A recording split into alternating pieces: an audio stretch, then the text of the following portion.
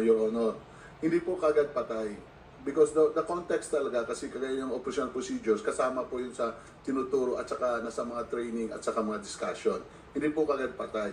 Dapat we do the, after mag-case build up, the arrest, capture, kung mag-surrender, is-surrender.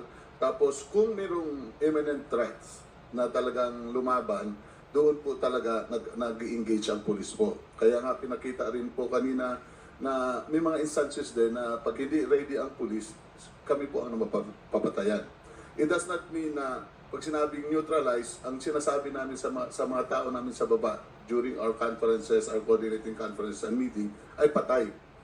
Hindi po yun, sir. Ang una talaga is to neutralize, to stop their operations, to stop their aggressions on equal force. Just enough to neutralize them. Yun po, sir, ang kwa namin. Yun po ang ginagamit na term na